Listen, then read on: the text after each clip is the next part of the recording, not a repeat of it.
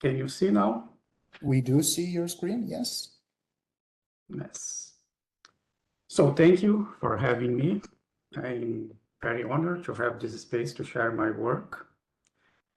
First, I'd like to congratulate the organizers for this event and for making it online, amplifying the opportunities for participation. I think it's very exciting to have an academic event with people from all over the world. And as you can see, the title of my presentation is Affection in Perception. And to be more precise, I aim to actualize ecological psychology to incorporate affectivity in perception. In my view, an effective ecological approach to perception should explain, for example, the follow description provided by Dewey of the world we encounter. I quote him: "The living animal does not have to project emotions into the object's experience. Nature is kind and hateful, bland and morose, irritating and comforting, long before she is mathematically qualified." So to provide this explanation, I will take the following steps in a summary of my presentation. So first, I'm going to talk about Gibson's approach to perception and talk a little bit about his science, about affectivity. Then, since I want to sustain the thesis that affection constitutes perception, the distinction between causal and constitutive approach is relevant to my argument. So I will review how this discussion developed about action and perception, and then apply it to affection and perception. Then, just for a contrasting illustration, I will briefly present a case of how perception causally modulates affection.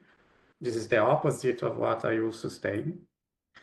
And then I will introduce the notion of soliciting affordances and present two constitutive approaches that develop this notion: the skillful intentionality framework and the affective and normative intentionality approach. They will provide a contrasting reference for my own approach. So finally, I will put forward the view that affective states determine the quality of the affordances we perceive in the environment. So my approach is in continuity with Gibson's thesis that the perception of the environment and the perception of the self are complementary. So let's start with Gibson's silence about affectivity. Gibson articulated what is known today as the ecological approach to perception. His view can be summarized following Kimiro in three principles. Perception is direct. It does not rely on inferences or representations. Perception is active instead of a passive response to stimulus. And perception is of affordances. We perceive possibilities for actions. For Gibson, perception is also non-modular. So if one has a non-modular view of perception, the possibility that non-perceptual phenomena can interact and contribute to perception should be taken seriously. So one can ask, what are the possible relations between perception and affectivity in the ecological approach to perception? But it is remarkable that Gibson himself remained almost silent about this issue. So in his first book, Gibson is already committed to the idea that the world we perceive goes beyond surfaces, edges, shapes, textures, colors. It also involves its utilities, which he called meaningful perception. And one of these utilities is the emotional value of things, which makes the shape of the world attractive or repulsive in a vast variety of ways. But Gibson does not elaborate on why the world shows up to us with an affective charge.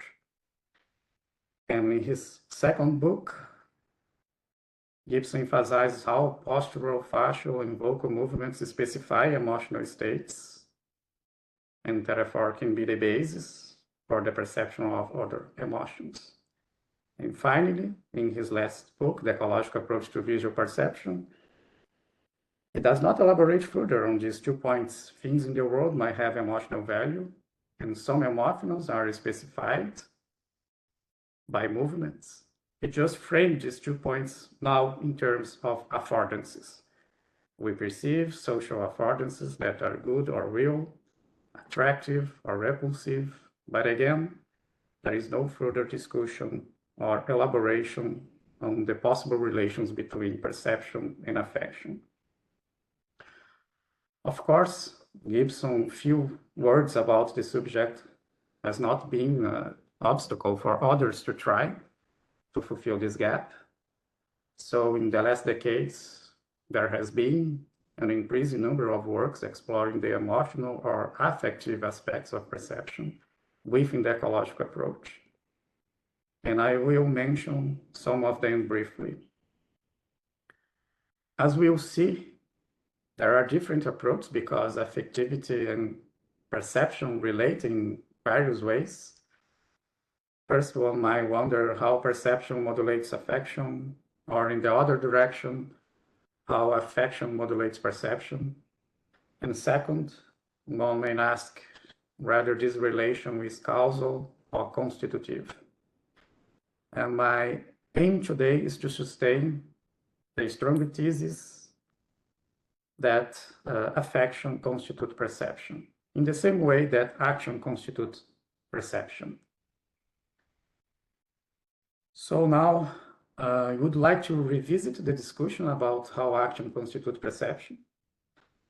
This move will help me later to discuss how affection constitutes perception. So in Susan Hurler's seminal paper, Perception and Action, Alternative Views, Hurler points out that informational views of perception, for example, David Marrs, make 2 assumptions about perception. The first, the linearity assumption, claims that the process from input to perception is linear.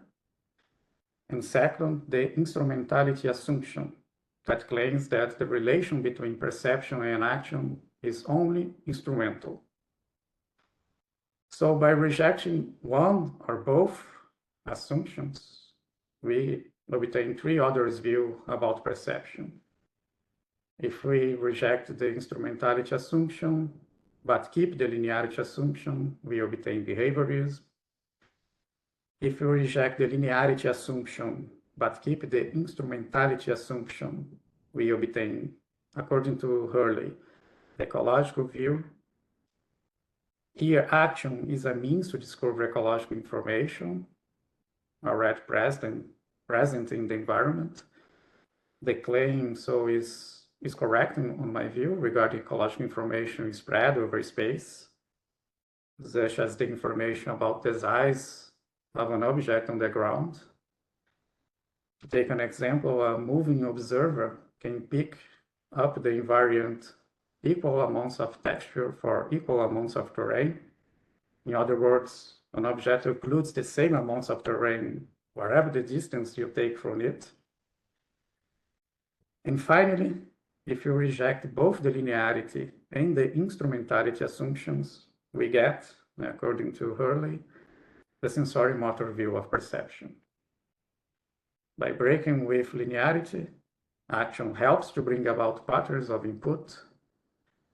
And by breaking also with instrumentality, relations between action and sensory input may be explored by perception.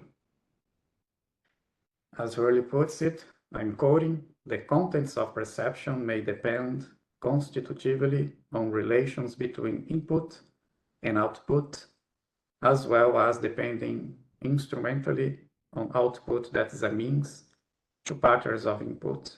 End of quotation. Well, I disagree with Hurley that only a sensory-motor's view fits the bill. As I see, the ecological view also rejects merely instrumentality. action both discover ecological information and produce new ecological information. Just to give an example, when an observer moves, the whole visual field undergoes transformations that correspond to the movements. And with this new information, the observer can perceive their movement in relation to the ground. Later, I will sustain that affection produces new information that reflects the quality of affordances. We can also frame the constitutive thesis in terms of affordances. Just to recap, the term affordances was coined by James Gibson to refer to what things or events in the environment afford to an organism. For instance, a rigid flat surface affords support in locomotion to terrestrial animals. It is stand-on-able and walk-on-able. To give a different example, the water surface of a lake does not afford support to a terrestrial animal, but it does to some flies. So the same part of the environment may afford different things to different species or organisms. And this happens because affordances are relational in nature. They are both, quoting Gibson, effect of the environment and effect of the organism. So the notion of affordance provides a more straightforward way to claim that action constitutes perception in the ecological view. We perceive the world in terms of what we can do. Abilities and possibilities for action shape and constitute how the world shows up to us. Before going to the stuff that matters more for my position, I would like to present briefly a causal approach, which is the opposite of what I will sustain. So perception might be causally relevant to control of emotion. If we consider that perception is for the control of action, then we may be interested in perceptions that are helpful for the control of a specific kind of action, such as actions that regulate our emotions. So in line with this, Kruger and Colombet define affective affordances as those opportunities to control our affective states.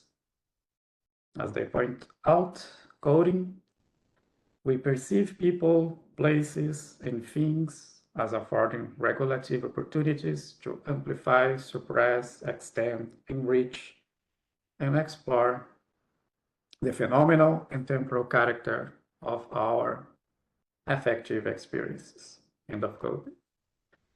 So to give an example, if I am upset with a situation at work, I may see my partner as offering the opportunity to unburden myself of the upsetting emotions by talking to her and finding in her attention and response someone who understands and shows empathy for my situation. But again, this is not a case of a constitutive relation, nor of affection in perception. So we can move now to approaches within the ecological tradition that see affection as having a constitutive role in perception. I will focus on two approaches: the skillful intentionality framework, developed by Rietveld, von Westen, De Haan, Versten, Withagen, and others, and the affective and normative intentionality approach, developed by Laura Mojica and Melina Vargas. These two constitutive approaches will provide a reference to situate my own contributions. The starting point for the constitutive approaches is the Gestalt discussion about the demanding character of experience. For Kurt Lewin, objects and events given in our experience are not neutral about us. They have a demanding character. To give an example, that gives by Lewin himself, the book seduces us to read, the cake to eat, the ocean to swim, the mirror to look at, and at the same time, other things in our visual field that are not colored by the demanded character go completely unnoticed. So they do not attract our attention and do not move us to act. So the demanded character infuses things and events with significance, valence, and value for us. The question that we need to raise is what makes something have a demanded character and others not? As we will see, this is not a simple question, but at first, and a reasonable answer is that the demanded character depends on our concerns. But Gibson explicitly acknowledges that the Gestalt discussion about the demanded character inspired him to introduce the notion of affordance. Both concepts represent an attempt to bring significance and value back to the world. The world we live and perceive is not neutral, the neutral world of physics. But Gibson at the same time complains that the demanded character is too subjective and phenomenal and does not cut the objective and subjective dichotomy as the concept of affordance does, in his view. Affordance are relations, as I said before, between the environment and the organism, but the organism contributes with its body properties and abilities, according to Gibson, not with subjective states such as concerns. Later, I will question whether Gibson was correct in assuming that concerns are too subjective to deserve an explanatory role in his own approach.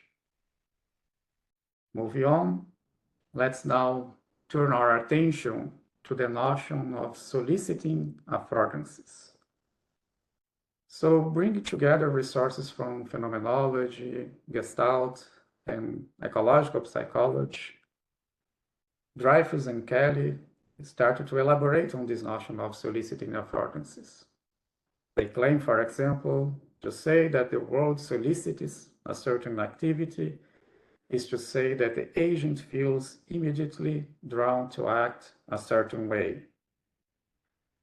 So some bold affordances have the property of dragging us to act without any explicit act of the will.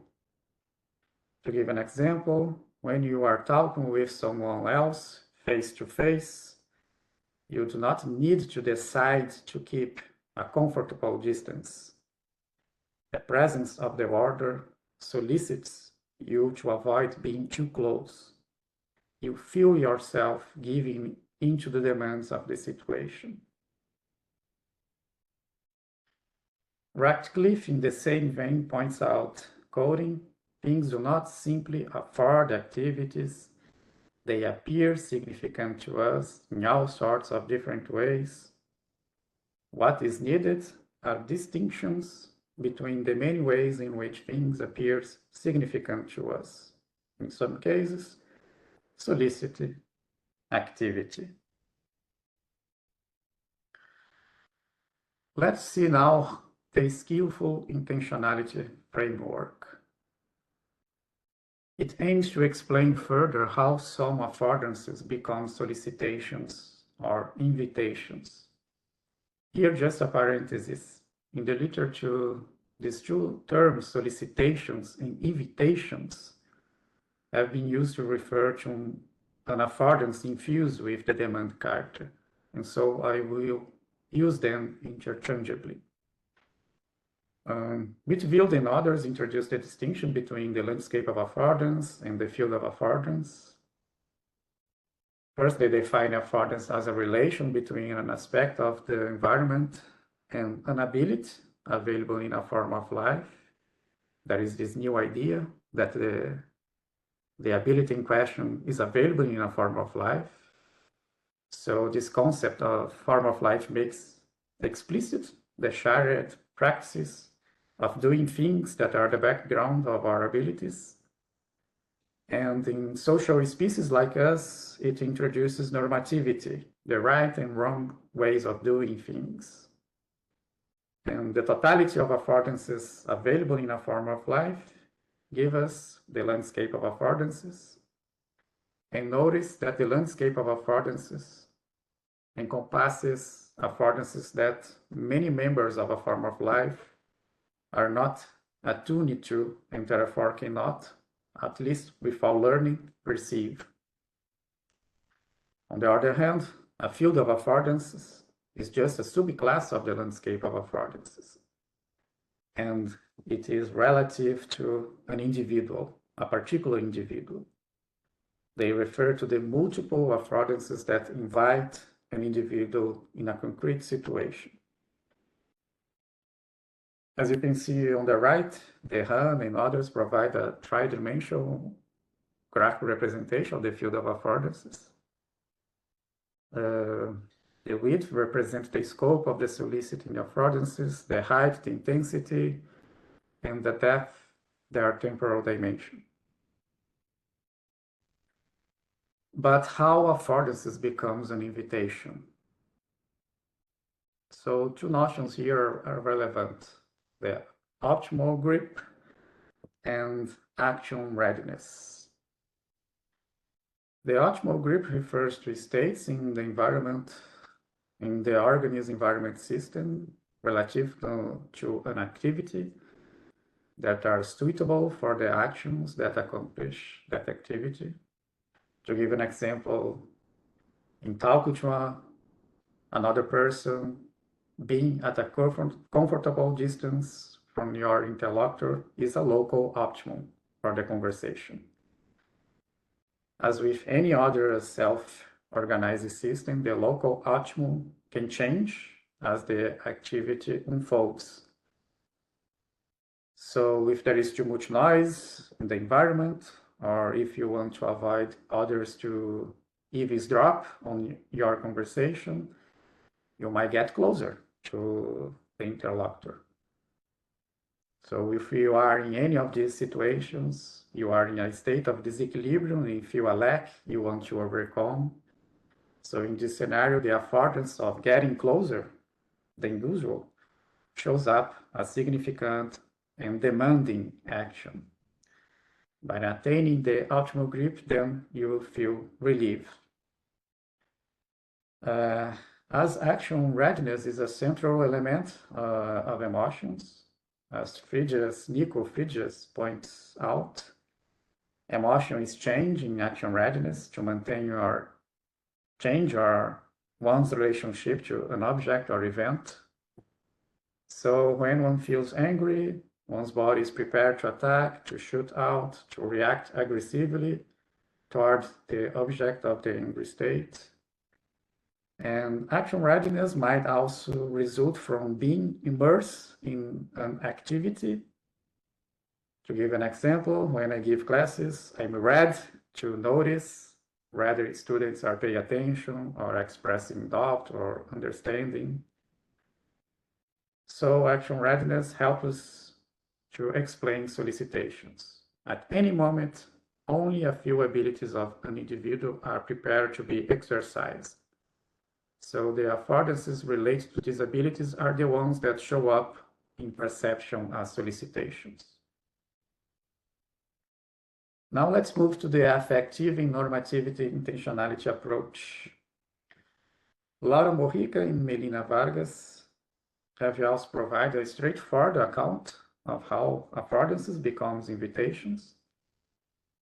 Their idea is simple but powerful, starting from an active view that organisms are precarious, autonomous systems that continuously sustain their organization over time. They propose that affectivity is a core dimension of living beings, since living beings care about the maintenance of their identities and need to evaluate their encounters with the environment as good or bad for their organization. As Mojica and Vargas point out, coding skillful performances are inherently affective because they are normatively motivated by the agent's most fundamental concern, namely maintaining its own identity. Now, add to this picture that each of us is the intersection of various autonomous systems, and that distinct selves are associated with these systems: the metabolic, the sensory-motor, the intersubjective, and even the linguistic selves.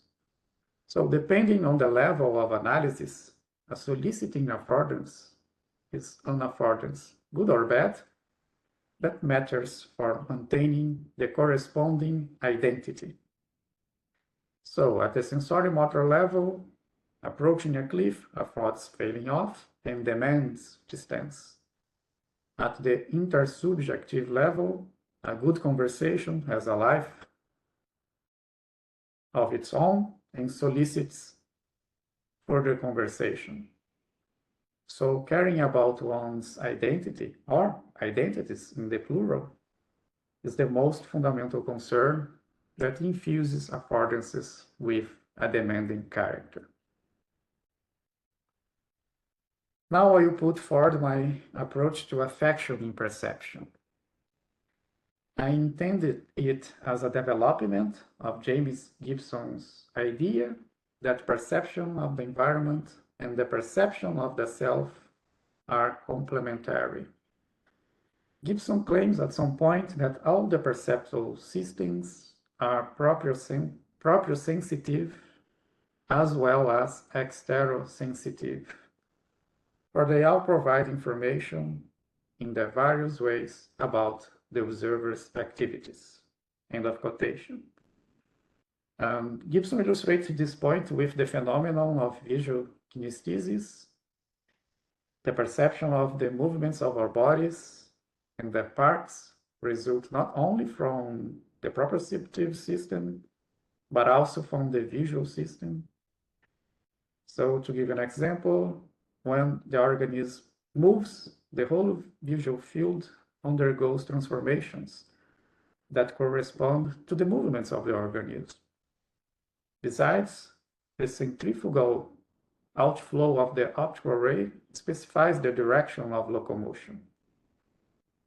If we compare with the case of a moving object in the visual field, the information we get is very different. In this case, the organism's visual field undergoes not a global, but just a local change, and there is no flow of the whole optical array. So in Gibson's view, proprioception is a system that works together with the other perceptual systems. And it can be understood, quoting Gibson, as an egoreception, as sensitivity to the self, not as one special channel of sensation or as several of them, end of quotation. But again, Gibson's understanding of the self is limited to the body as a physical object in space.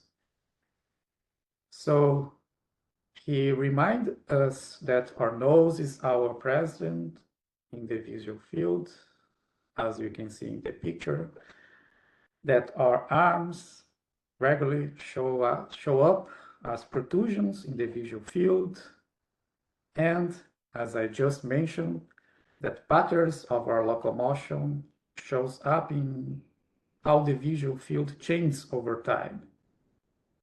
But the affective body does not gain attention in his picture. But I think we can find hints about how to incorporate affectivity into the ecological approach in Eleanor Gibson's work. Eleanor Gibson developed further the idea that the continuous act of perceiving involves the co-perceiving of the self. She argues that if we perceive affordances, we must also learn to perceive our dimensions and power to achieve a potential affordance. So ego reception should not be limited to the perception of our bodies in space, but also provide a sense of our powers, our abilities, of what we can do. So for Eleanor Gibson, coding information for body scaling and body power is information for oneself. And with every activity that one engages in, it is being picked up. End of quotation. So to give an example, to perceive an object as offering the opportunity of lifting, one needs to perceive oneself as having the necessary muscular strength. And we can generalize to perceive what the environment affords. One needs also to have a sense of one's abilities. For Eleanor Gibson, the epitome of the perception of oneself is perceiving oneself as the source of an effective change in the world. The perception, quoting Gibson, Eleanor Gibson, is the hallmark of agency, the real heart of a self, end of quotation. And there are emotional accompaniments to the perception. So in an experiment that dates back to Piaget, the experimenter ties a ribbon around the leg of a young infant and fastens the other end to a mobile suspended above the crib, as we can see in the picture. And the infants soon start to kick only the leg that shakes the mobile. As Eleanor Gibson explained, the subjects who control the mobile express enjoyment and smiled, whereas subjects who could watch the mobile but couldn't control its motion fussed more and smiled less. I think we cannot underrate the importance of the perception of oneself as the source of changes in the world. If a child develops in an environment that does not offer opportunities to make effective interventions, so their agency and their capacity to perceive affordances will be compromised. Again, Eleanor Gibson mentions the case of rhesus monkeys raised from birth in individual cages, and their social competence is severely impaired. In a study that compared monkeys raised with inanimate mother surrogates and with dogs, the monkeys raised with dogs were more responsive to the environment and capable of adaptations. As Eleanor Gibson explains, quoting, the active companions provide more opportunities for a developing monkey to experience the fact that his behavior has effects on the environment and to learn that the events going on around him are amenable to his control. End of quotation. So in line with Eleanor Gibson consideration, my suggestion is that feeling our relation to environment through current affective states is required to perceive the quality of affordances of our environment. And the quality of an affordance is not something we perceive independently of perceiving that affordance, as if a second perceptual act were necessary. No, by perceiving an affordance, we also feel its quality. But what is the quality of an affordance? It reflects how much the abilities we bring to bear on perception are exercisable. To give an example, imagine someone who can catch a common ball with her left hand, but has recently broken 2 fingers of her left hand.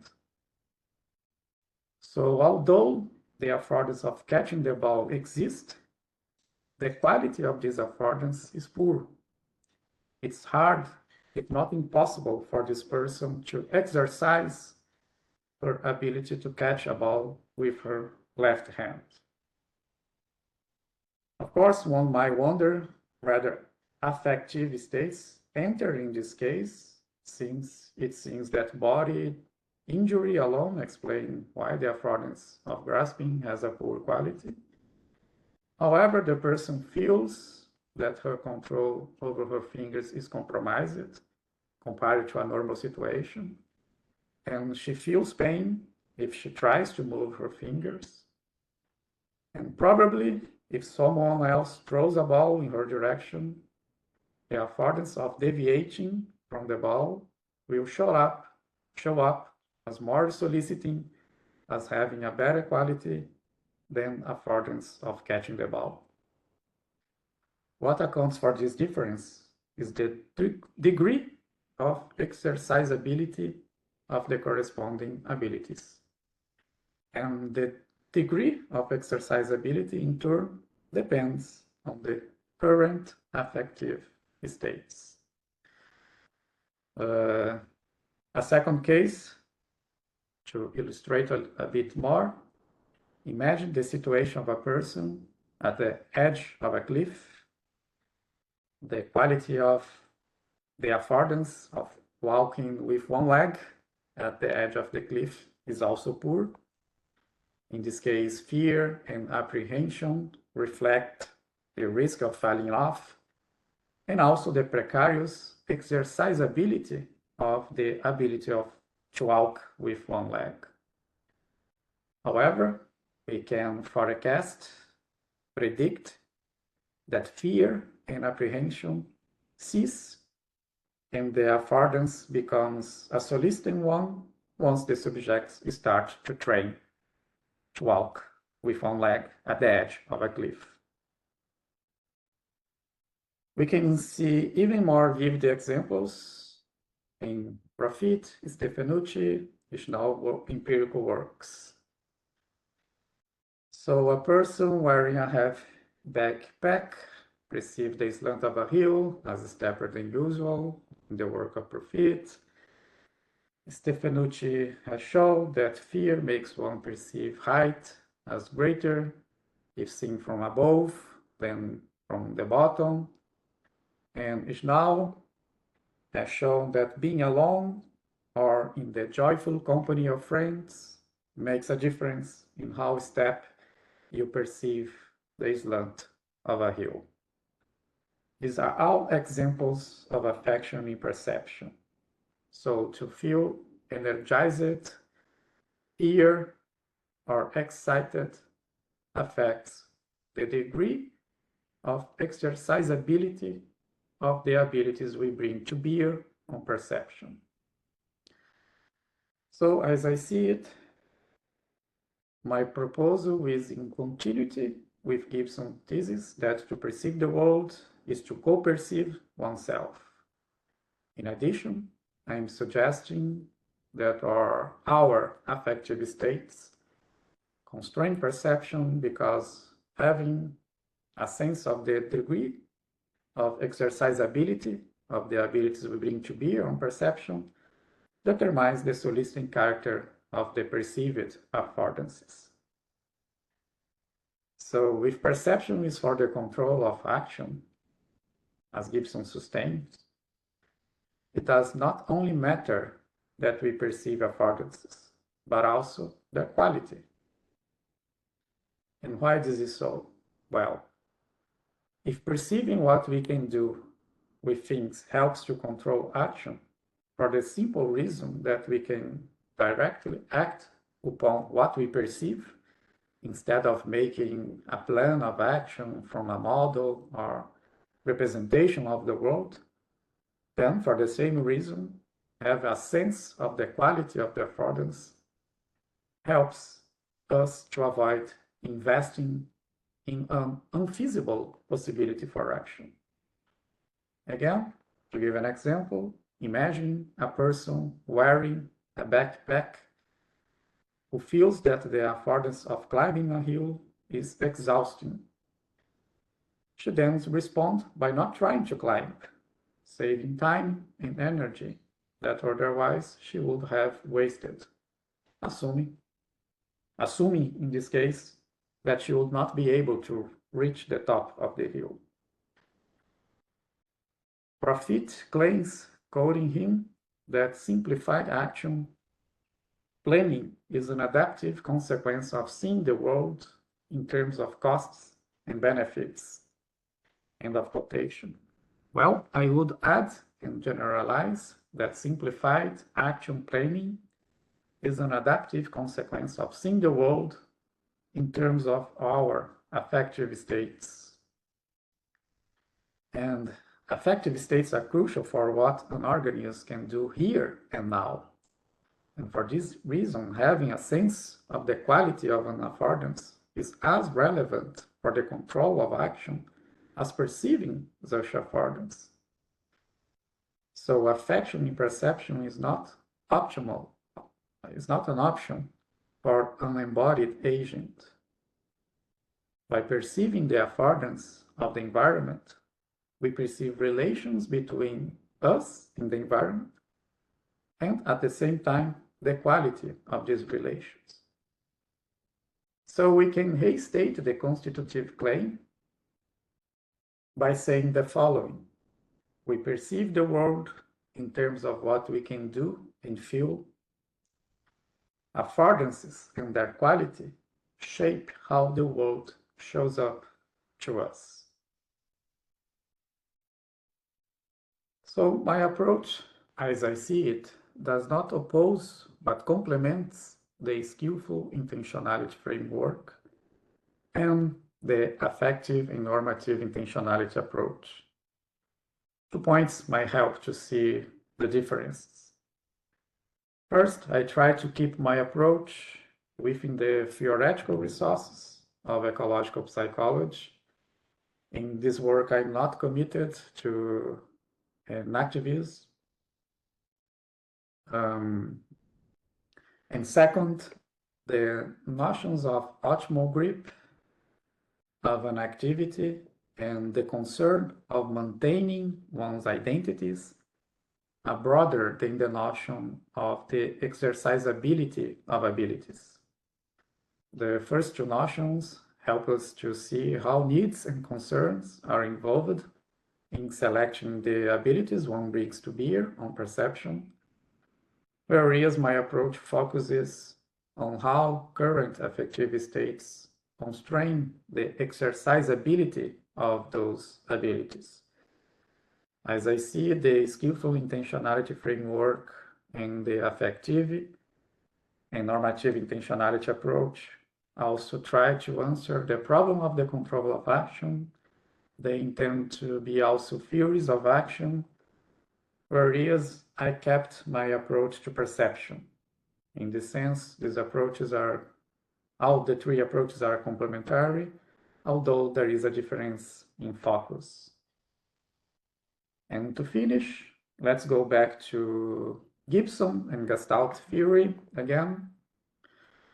Remind that for Gestalt theory, the value of something changes as the needs or concerns of the perceiver change. And Gibson complains that the Gestalt theory does not overcome the subject-objective dichotomy. And the notion of affordance does. And he claims, Gibson, quoting, the affordance of something is assumed not to change as the need of the observer changes. The edibility of a substance for an animal does not depend on the hunger of the animal. End of quotation. Well, I have 2 comments about this passage. The first is that although the affordance of something might not change as the need of the perceiver changes, its quality might change. The exercisability of the associated abilities depends on the needs of the perceiver. To take again Gibson's example, he if you feel full and satisfied, you might not even be able to eat. And my second comment is that Gibson's resistance to incorporating needs and concerns in his theory of perception might be due to his faulty assumption that these notions refer to subjective phenomena. But an ecological approach to the mind should provide non-dichotomous articulations of these notions, needs, concerns, affective states, and so on. As William James reminded us, affective experiences are also relational. And we should not assume that affective experiences are purely inner facts. This is an expression from William James. Of course, here is not the place to pursue this idea. I just point out that Gibson could get some comfort with the idea that our affective states are qualitative relations between our lived bodies and the environment. And he shouldn't be worried about integrating affectivity into the ecological approach.